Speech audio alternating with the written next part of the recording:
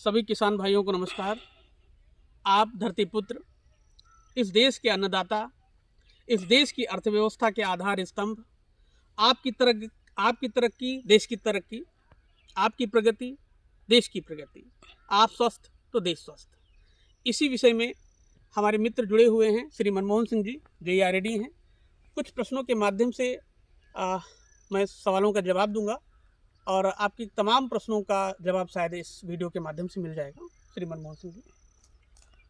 आज दैनिक जागरण में प्रकाशित खबर, उत्तर प्रदेश में मिट्टी में नाइट्रोजन की कमी, खतरे में फसलों की बढ़त। इस विषय में आप क्या कहना चाहेंगे? बिल्कुल बिल्कुल। आज मैंने भी दैनिक जागरण पत्र पढ़ा जिसमें इस बात को प्रमुखता से छापा गया कि उत्तर प्रदेश में सॉयल टेस्टिंग हुई है जिसमें मिट्टी में जो है नाइट्रोजन की कमी काफ़ी कम है और ये बहुत से कारणों की वजह से है। मैं बताऊँ। बहुत बहुत धन्यवाद मंजेश जी। अच्छा ये बताइए कि मिट्टी की उपजाऊ क्षमता कम क्यों हो रही है? ये बहुत बढ़िया सवाल है आपका जय साहब कि मिट्टी की उपजाऊ क्षमता कम होने के कई कारण हैं।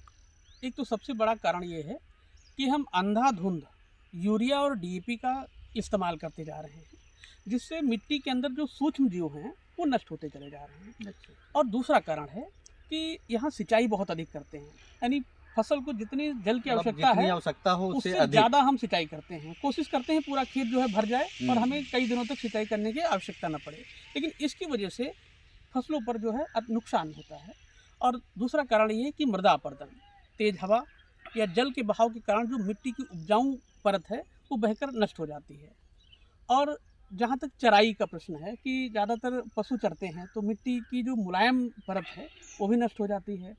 और आजकल तो सबसे बड़ा प्रश्न आप देख रहे होंगे कि जलवायु परिवर्तन हो रहा है, तो जलवायु परिवर्तन में तापमान की अधिकता के कारण भी मिट्टी की नमी जा रही है और मिट्टी की नमी जो ऊपरी परत है, मिट्टी की जो ऊपरी परत है वो खराब होती जा रही है। और जलवायु परिवर्तन के कारण अनियमित वर्षा हो रही है, यानी सामान्य वर्षा नहीं हो रही है, कभी ज़्यादा कभी कम, तो इसका भी प्रभाव हमारे फसलों पर पड़ता है।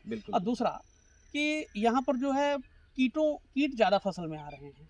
तापमान में वृद्धि के कारण कीटों की अधिकता के कारण भी हमारे उत्पादन कम हो रहा है। बिल्कुल सही।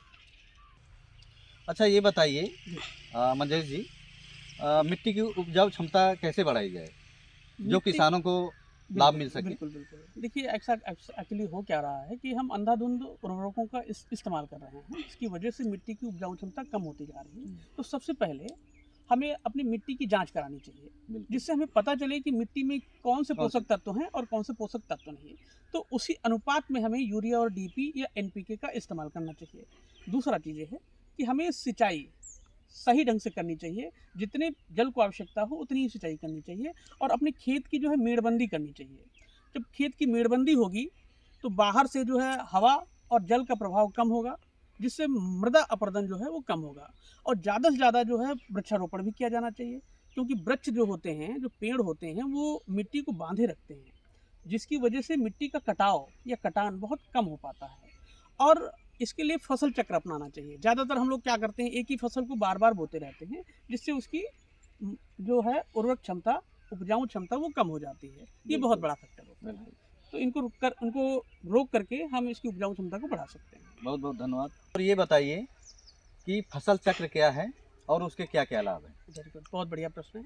देखिए, फसल चक्र से तात्पर्य मैं बहुत आसान शब्दों में बता देता हूँ कि एक निश्चित समय में, एक तय अवधि में एक फसल के बाद कौन सी फसल ऐसी उगाई जाए जिससे मिट्टी की जो उपजाऊ क्षमता बनी रहे। एक्चुअली होता क्या है, हम एक ही फसल को बार बार उगाते हैं जिससे हमारी मिट्टी को नुकसान होता है। तो जैसे हम गन्ना लगा रहे हैं तो गन्ना के बाद हमें अगली फसल गन्ना ही नहीं बोनी चाहिए।